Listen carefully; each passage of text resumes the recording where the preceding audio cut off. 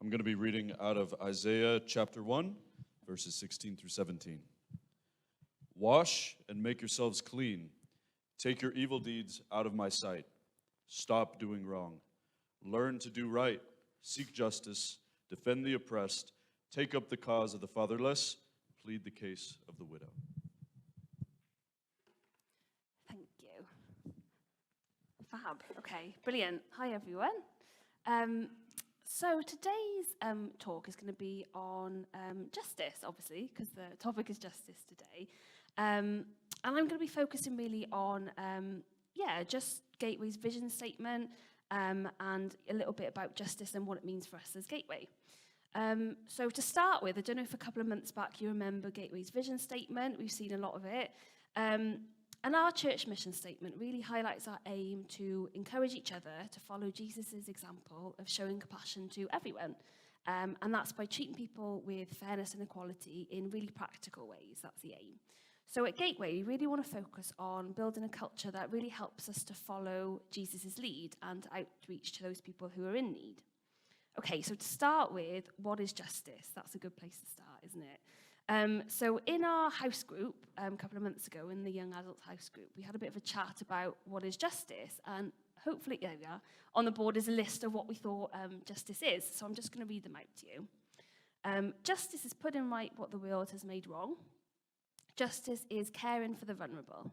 Justice is creating equal opportunities for everyone, that's despite of age, gender, race, or class. But naturally in society, certain groups of people aren't treated as equals. So the work that we do in church with the food banks, the older people, safe families, job club, that's all creating opportunities for those people in society to be equals, regardless of discrimination they may face. Justice defined as behaving according to what is morally right and fair. However, for us as Christians, there is more to the definition than what is in the dictionary. Justice ministries are aimed to support the vulnerable and the disadvantaged. We're called to reflect the love of Christ to those whom society may look down upon. Justice is when the righteous are upheld and the not-so-righteous pay their debts. Justice is when the righteous fall and the not-so-righteous rise. So, that's pretty amazing, isn't it, really? That's some good definitions there. I think that kind of justice is all of those things, so it sums it up pretty well there. Okay, so we know what justice is now, but why is justice important, you might think? Why in Gateway should we even care about the injustice in our community and the world that's going on if it doesn't impact us directly? Because I think sometimes we can just be, watching on the fringes, really, can't we? Well, one of the main reasons is one of the 10 commandments is to love your neighbour as yourself, isn't it? And that's something that Jesus did. So Jesus, fed those people who were hungry. He healed the sick, he set the oppressed free, and he gave sight to the blind. So that's lots of amazing things that Jesus did. So justice should be important to us because it's important to God. That's the main reason, really. Justice is really central to the character, the ministry, and the heart of Jesus. Social justice is really an extension of God's love and work in protecting and defending those people who can't always defend themselves. And as Christians, we're God's hands and feet. So really, we should follow in Jesus' example, shouldn't we? The Bible talks an awful lot about justice too. At the start of the Bible in Genesis, so Genesis 1:27, it tells us, so God created man in his own image. In the image of God, he created him. Male and female, he created them. So because God created us in his image, all humans, so everyone, regardless of income, social status, job title, anything like that, we're all equal before God, and that's really important. It doesn't matter who you are. Everyone really has the right to be treated with fairness and dignity. And again, there were loads of examples in the Bible of Jesus pursuing justice. Jesus healed people who had diseases, that really alienated them from the community a lot of the time. And in Matthew 8, we can read how Jesus cured a man with leprosy. And in that time, lepers were really forced to resist outside of the community they lived in. They were really isolated and separated from their friends and family. Leviticus 13:45-46 says that lepers are often forced to, wear torn clothes and just be really disheveled, and they were homeless too. And, when a person without leprosy came anywhere near them, they had to shout out, "Unclean." And, that feeling of that isolation and that separation must have been just as bad or maybe even worse than the actual physical pain of the leprosy itself, mustn't it? And in Matthew, we read how the man with leprosy came before Jesus, and he said to him, and he knelt before him, and he said, "Lord, if you're willing, you can make me clean." And at that, Jesus just immediately reached out his hand and touched the man and said, "I am willing, be clean." And then immediately the man was just cured of the leprosy. So that's amazing, isn't it? And actually, if we think about that, Jesus really gave this man his full attention, didn't he?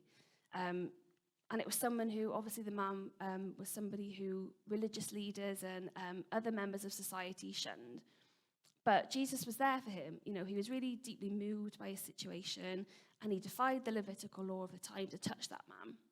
And by doing that, Jesus really went against the status quo of the time, when he was willing to put himself at risk because he could have caught the disease himself, couldn't he? But he didn't care. Jesus just put that man's needs before his own. And actually, in healing the leper, Jesus didn't just physically heal him, he helped him to find his hope again, didn't he? Because it gave him the chance of going back with his community and, not being so isolated and alone. Obviously Sam read Isaiah for us, which, yes, should be on the screen again, maybe, please, just to remind us. Yeah, thank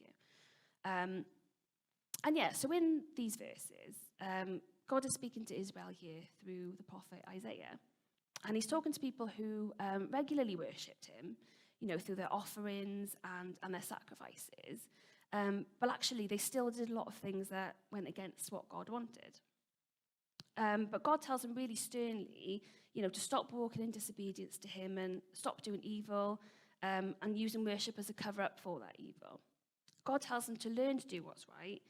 And then he explains in this verse what right is. That is to defend the oppressed, to take up the cause of the fatherless, and to plead the case of the widow. And actually, that message is still really relevant for us today, isn't it? God wants us to draw close to him and remove sin from our lives, to grow in his likeness. And he wants us to learn and continually strive to do what is right, whether that's, helping people who are oppressed or any other groups of society. It doesn't just have to be, the widows and those people he's talking about on there. But so often those groups of people in society can particularly get neglected and isolated because they're often the most vulnerable, aren't they? There's sometimes those people that are overlooked and they're most in need of support, funnily enough, as well. But God is telling us through these verses that if we do neglect to help, these people, we're actually doing wrong by God. It's not something he wants us to do. And I think that should be something, that's really important to us that we can take away from this today. It should make us stop and think, shouldn't it? Because I think as a society, we can often become so worried about our own needs. I think there's so much going on in the world, and life is busy, isn't it? But often the most vulnerable people can get left behind as we're so busy doing our own thing. And actually, that there are so many injustices going on across the world. It can seem a little bit overwhelming, knowing where to start, and knowing even where to help, really. But Jesus didn't just sit back, did he? Jesus didn't let that stop him. He didn't just sit and watch injustice happen around him. He really walked alongside those people. And, he helped them as best he could. He helped those people who were oppressed. And he's told us to do the same. And, sometimes you might stop and think, how can I make a difference? I'm just one person. There's so much going on. And we hear and, we see lots of things on the news and in the local community, lots of tragedies and across the world. There's just so much awful stuff going on, isn't there? And I think, sometimes it can feel really overwhelming to everyone, really. But sometimes as individuals, we can do our bit. And as Gateway, we can do a lot as a community, can't we? We can pray for those people that we see and we hear of. We can donate when we can. And we can give our time to good causes as well, in our local communities and across the world, in any way we can, really.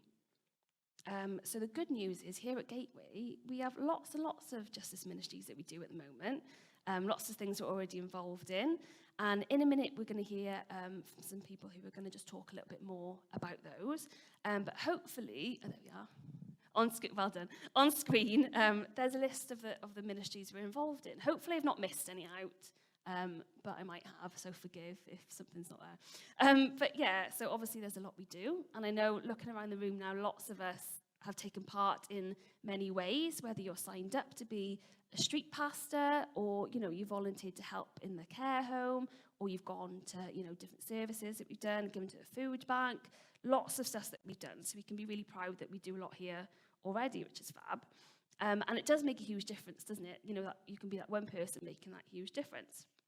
And I know personally I've been really blessed over the last year and a bit when I've helped to set up some of these ministries, and when I've kind of joined in a lot of them. And it's been great to kind of see firsthand how you can make a difference. I know for me, I really love going into Plas Hyfryd once a week in particular. So that's a care home nearby, and I play bingo. That's why I go, clearly, just to play the bingo. So I play bingo and have a little chat with all my ladies that come, and it's been fab. So I've been doing it for like a year and a bit. Same people who come every week. And actually, it's been amazing to actually tell them a little bit about God. It started off, didn't really know each other, a little bit awkward for them to open up to me and talk to me. But now, I pray with them a lot of the time. They tell me what's going on, and we can sit and have a chat. And it's really like building that relationship, isn't it? So that's been amazing. And I know for a lot of them, they don't see their family very much, and I can sometimes be that one person they speak to all week. So yeah, I can go away feeling like I've done my bit. And they don't feel so isolated. They don't feel so lonely. And that's a huge part of a justice ministry, isn't it? It might just be that one person that you're helping, but actually that's what God wants us to do. He wants us to do our bit, and just even if it's helping one person, that's really important, isn't it? So yeah, that's the end of it, really. I'm going to do quite a short talk today. But I just hope that, seeing this huge list is just a great reminder of what we do at Gateway already. And that hearing of the impact we already have as a church really encourages you and inspires you. And just inspires you to keep praying and to keep asking God, okay, God, what can I do? What's my bit that you want me to do here? So if you've got any ideas as well of any extra things you'd like us to do, or you want to get involved in any of these brilliant things we do, please let me know.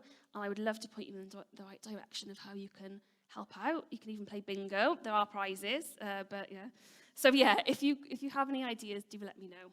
So yes, thank you.